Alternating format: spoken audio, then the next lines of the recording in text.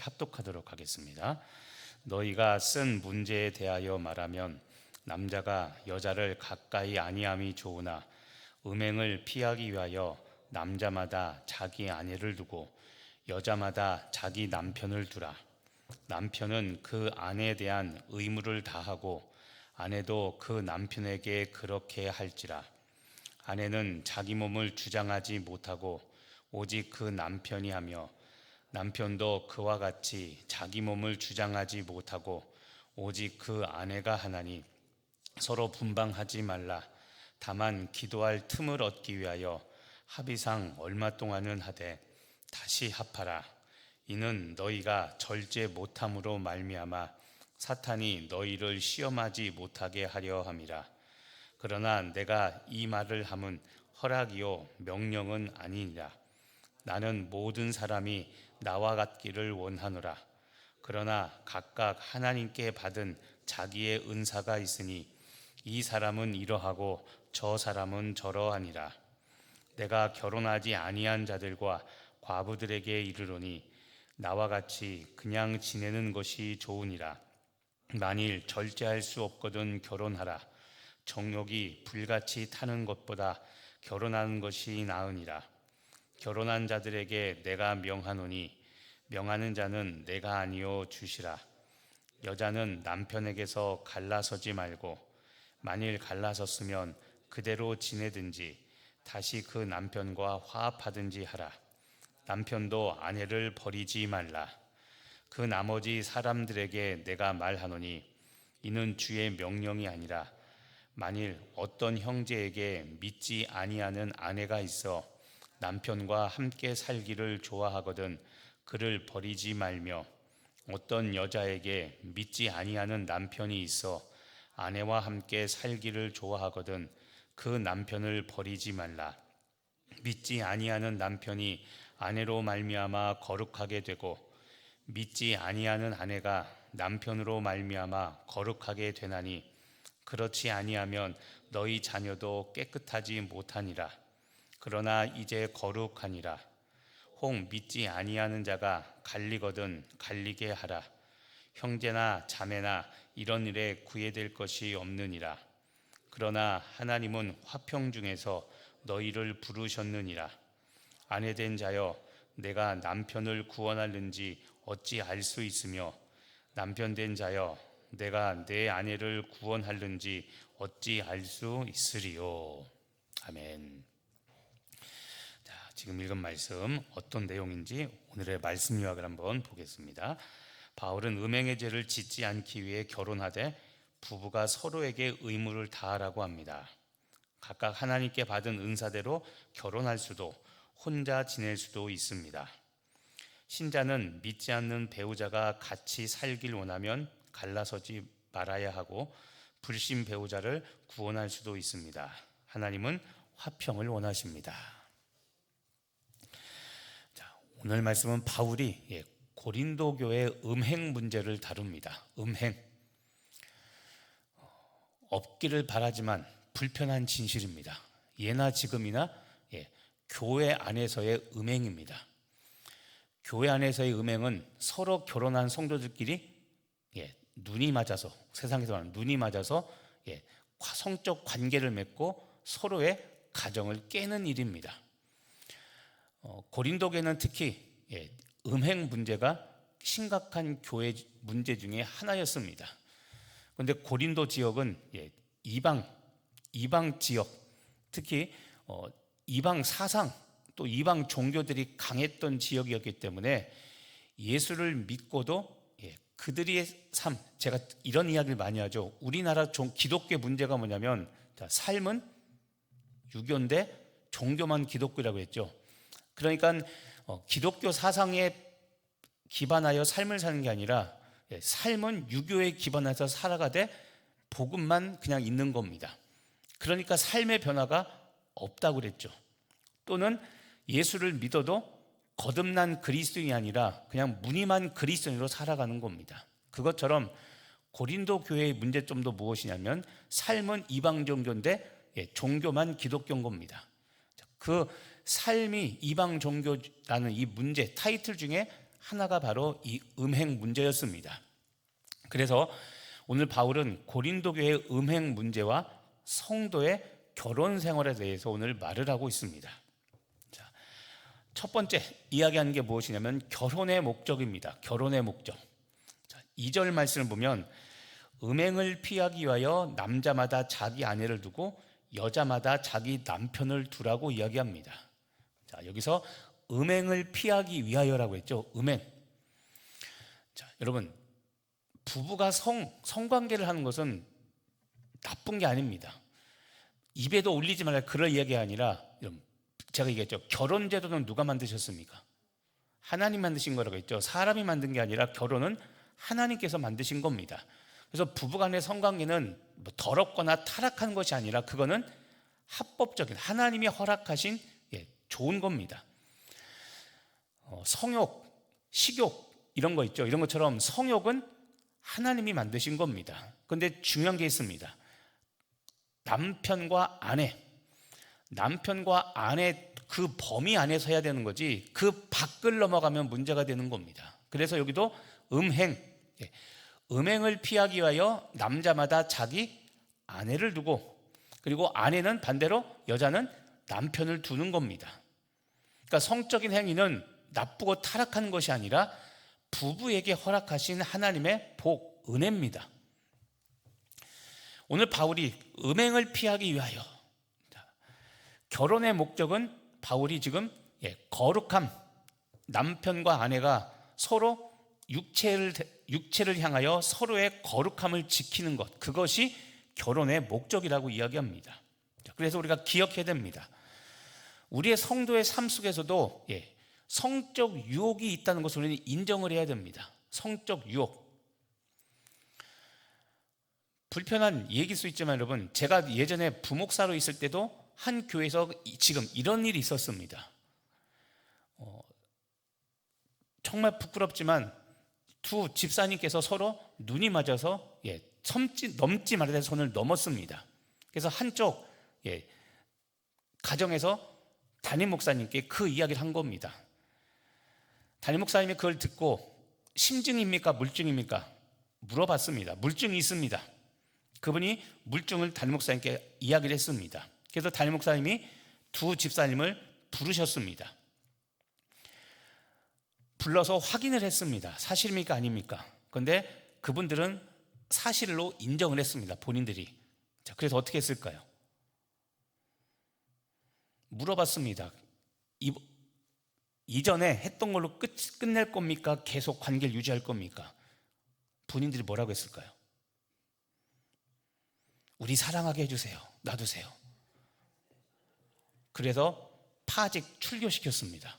당신들은 우리 모 교회, 그 당시였던 교회 집사직분이었는데 집사직분을 파직하고 그리고 우리 교회에서 나가시라고, 더 이상 우리 교회 당신 성도가 아닙니다라고 쫓아냈습니다.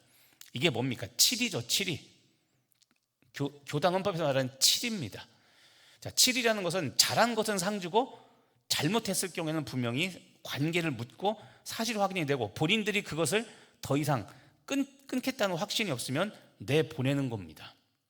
자, 성도의 삶에서도 얼마든지 유혹, 제가 성적이라는 말은 쓰지 않지만 성적 유혹이 있을 수 있습니다. 그런데 하나님은 그런 성적 유혹 속에서도 결혼 생활을 거룩하게, 가정을 거룩하게 유지하시기를 원하십니다. 그래서 결혼이라는 제도 안에서 그런 유혹을 이길 수 있도록, 이겨내도록 우리는 그렇게 살아가야 되는 겁니다. 그래서 3절에게 이렇게 말하죠. 남편은 그 아내에 대한 의무를 다하고 아내도 남편에게 그렇게 해라. 자, 의무라는 말이 나옵니다. 의무. 그 다음에 4절에도 보면 아내는 자기 몸을 주장하지 말고 남편도 그렇게 하라고 말합니다. 자, 남편도 그렇고 아내도 그렇고 자기 몸인데, 자기 몸이지만 자기 자신이 주장하지 않고 남편이나 아내가 원하는 대로 그렇게 자기 몸을 주라는 겁니다. 이것은 1차적으로는 지금 말한 성적인 의무를 말하는 겁니다. 남편이 요구할 때, 아내가 요구할 때는 서로의 성적인 의무를 들어주는 것도 있는데, 단순히 성적인 의무만이 아니라 결혼한 이후에 부부는 삶의 모든 영역에서의 의무를 지키라는 겁니다. 예를 들어 아내가 아픕니다. 아플 때 아내가 여보 내가 아프니까 설거지 좀 해줘요, 또는 밥 좀 해줘라고 하면은 남자가 어디 남편한테 그런 말을 해 라고 하는 게 아니라 아내가 아프면 남편이 할 수도 있는 겁니다. 그러니까 그런 면에서 단순히 성적인 의무만이 아니라 삶의 모든 관계에서의 의무를 수행하라는 겁니다. 근데 제가 그랬죠, 아까도. 삶은 유교입니다. 그러니까 어디 남자가 그렇게 하지 말라는 겁니다. 자, 6절을 보면 내가 이 말을 하면 허락이요 명령은 아니라라고 이야기합니다. 자, 어떤 이야기냐면 이겁니다. 7절에 관한 이야기입니다. 실제로 무엇입니까? 나는 모든 사람이 나와 같기를 원하노라. 자, 바울은 결혼했을까 안 했을까요? 안 했습니다. 그래서 그 밑에 각각 하나님께 받은 자기의 은사가 있으니, 이 말이 무엇이냐면 은사라고 했는데 결혼에 대한 부르심입니다. 자, 아까도 얘기했죠. 결혼은 누가 만들었습니까? 하나님이 만들었다고 했죠. 그래서 결혼은 잘 되고 행복하게 사는 게 목적이라고 했습니까? 아니면 이혼하고, 아니면 이혼 안 하고 서로 싸우면서 사는 게 그게 하나님께서 계획일까요?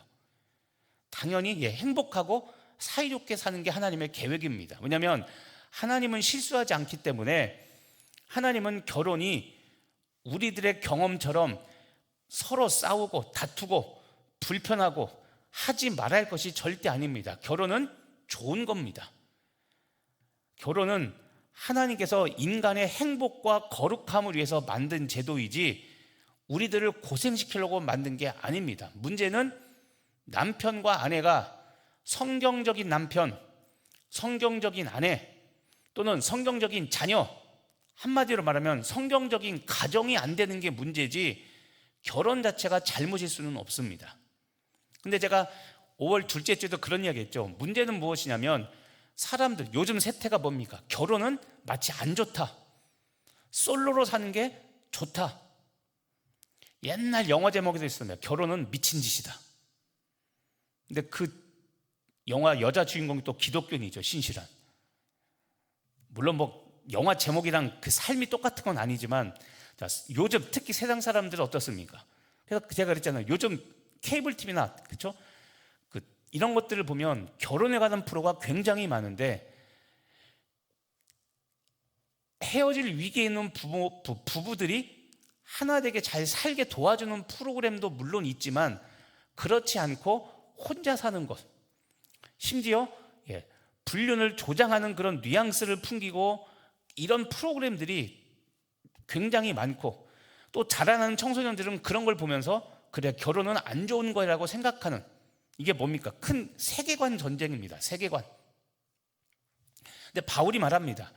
자, 결혼을 안 하는 것은 죄악이 절대 아닙니다. 지금 말한 각각 하나님께 받은 은사, 그는 어떤 사람은, 대부분의 사람들은 결혼해서 행복하게 사는 것, 이게 대부분의 사람들의 모습인데 결혼을 하지 않는 것이 잘못은 아닙니다. 그래서 6절에 자, 허락이요 명령은 아니라고 했죠. 여기서 명령은 하나님의 명령입니다. 결혼은 해도 좋고 안 해도 상관은 없습니다. 근데 하는 것, 결혼하는 것 자체가 잘못이거나 불행은 아니라는 겁니다. 그래서 결혼은 하나님께 각각 부르심 받은 대로 행하되 자기 자신의 선택을 존중해 준다는 이야기를 하는 겁니다. 그러면서 8절에 이제는 결혼하지 않은 자들에게 하는 권면입니다. 자, 8절에 보면 이렇게 말합니다. 내가 결혼하지 아니한 자들과 과부들에게 이르노니, 자, 결혼하지 않은 사람에게 바울은 이렇게 말합니다. 나처럼 그냥 독신으로 지내는 게 좋다라고 바울은 이야기를 합니다. 아까도 얘기했지만 명령은 아닙니다. 그냥 우리의 선택입니다. 그런데 자, 결혼하지 않는 자에게 이렇게 말합니다. 9절, 만일 절제할 수 없거든 어떡하라? 결혼하라는 겁니다.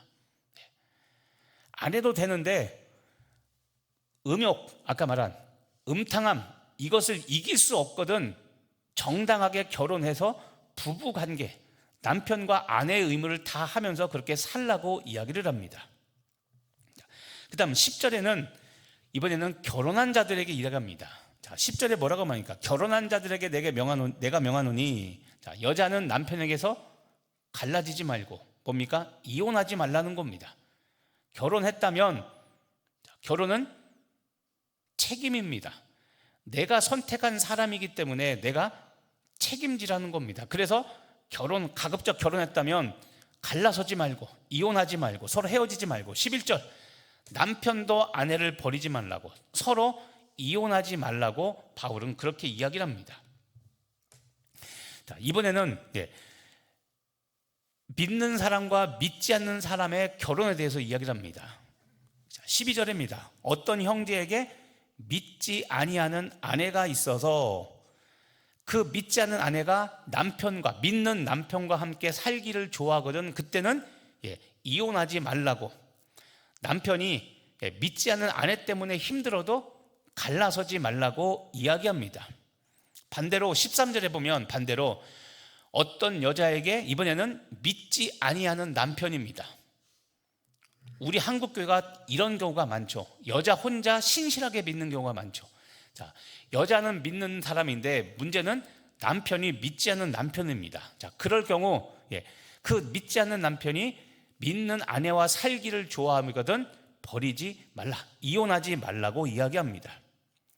왜 그러냐면 그 이유가 주목해야 되죠. 14절에 보면 그 이유는 왜 그럽니까? 믿지 아니하는 남편이 아내로 말미암아 거룩하게 될 수가 있고, 반대로 믿지 아니하는 아내가 믿는 남편 때문에 거룩하게 될 수 있다고 말합니다.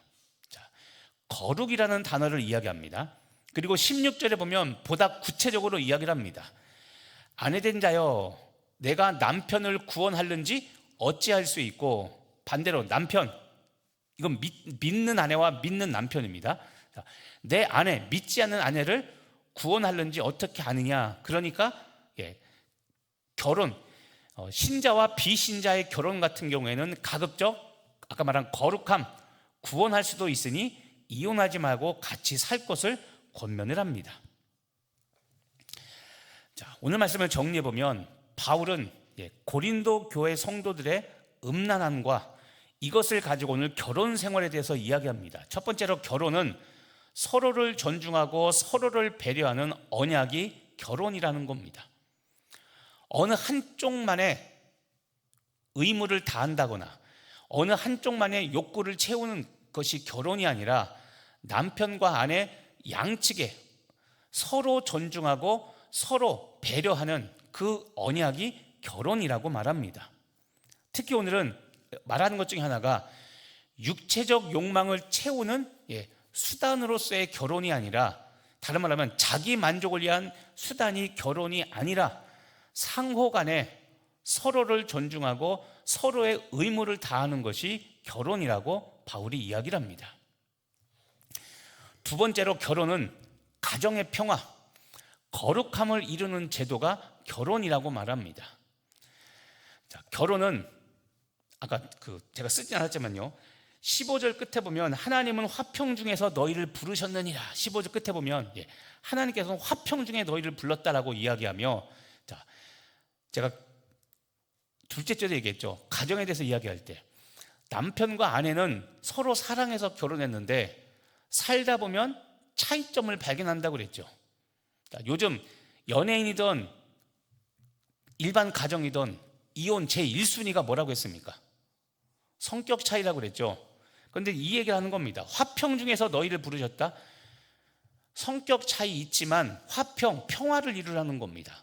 서로 배려하고 서로 양보하고, 생활면에 있어서 차이점이 있더라도 그것 때문에 갈라서지 말고 평화를 이루라는 겁니다. 그게 결혼이라는 겁니다. 특히 우리가 오늘 주목할 게 이겁니다. 믿지 않는 남편이나 아내 때문에 가정 안에서 신앙 문제로 다투거나 갈등을 겪는 분들이 있죠.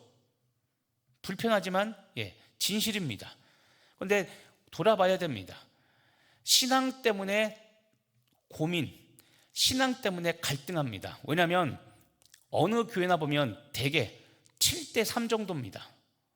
6대 4인데도 남자가 많은 거고, 앞에 여자가 7, 남자가 3일 경우가 많습니다.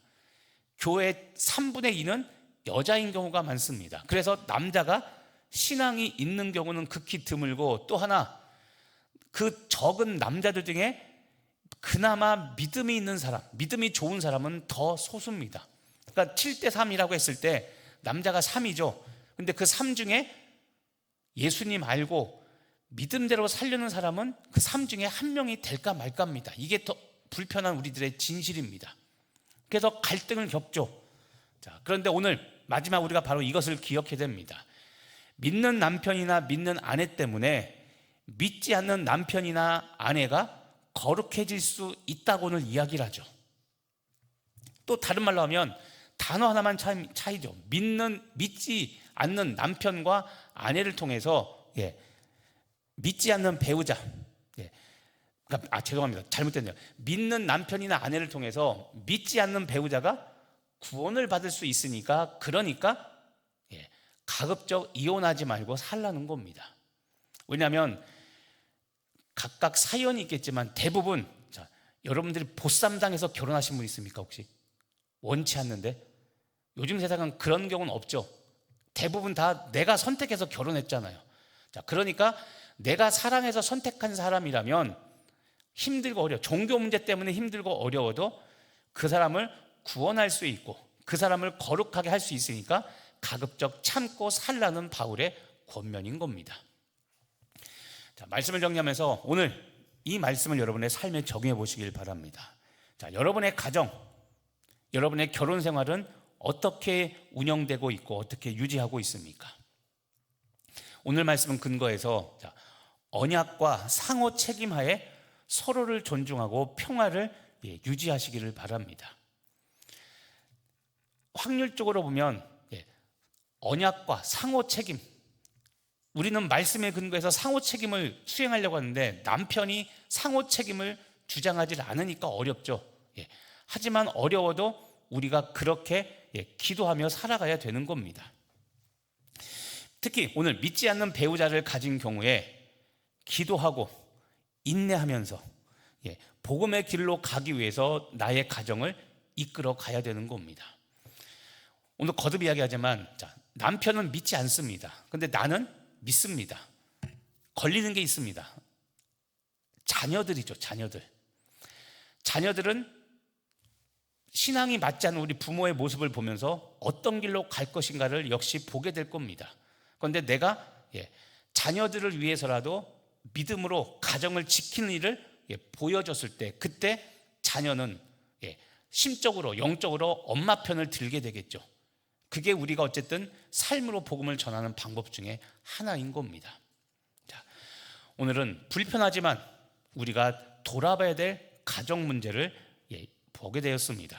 오늘도 여러분의 가정을 위하여 오늘도 가족 복음을 위하여 기도하시고, 특별히 믿지 않는 배우자, 남편이나 아내가 있다면, 그리고 5월 가정의 달 얼마 남지 않았죠. 역시 여러분의 가족 중에 또 심각한 게 있습니다. 배우자만이 아니라 요즘은 자녀도 믿지 않는 자녀가 굉장히 많습니다.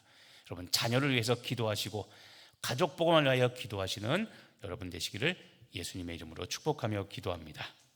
기도하겠습니다. 하나님, 오늘 가정에 대한 이야기를 나누었습니다. 가족이, 남편과 아내가 서로 믿고 그리고 자녀도 그렇게 서로 예수를 믿고 산다면 얼마나 좋겠습니까? 하지만 그러지 못한 우리들의 모습을 보며 그것을 불편하게 여길 것이 아니라 내 삶의 간절한 기도 제목으로 삼아 오늘 사도 바울이, 하나님께서 사도 바울을 통해 우리에게 권면하시는 것처럼 가정의 믿음을 지키기 위하여 열심히 애쓰고 노력하는 우리 배우자 되게 하시고 자녀 되게 하시고, 혹시 믿지 않는 부모님이 있다면 그 부모님의 구원을 위하여 또한 열심히 기도하며 가족 복음화를 이루어가는 우리들 되게 하여 주시옵소서. 오늘도 나는 죽고 예수로 살게 하여 주옵시고, 믿는 남편과 아내가 있다면 오늘 상호 책임을 다하게 하시고 서로를 존중하고 서로를 배려하며 부부간의 상호 의무를 다하는 귀한 가정 되게 하여 주옵소서. 그래야 우리 자녀가 우리 부부관계의 모습을 보고 사랑이 무엇인지를 깨닫게 하시고 무조건적인 사랑이 무엇인지 알게 하옵시고 부부간의 사랑이 무엇인지를 알아 그렇게 행복한 가정을 꿈꾸며 이루어가는 우리 가족 될 수 있도록 성령님 인도하여 주옵소서. 감사드리며 예수님의 이름으로 기도합니다. 아멘.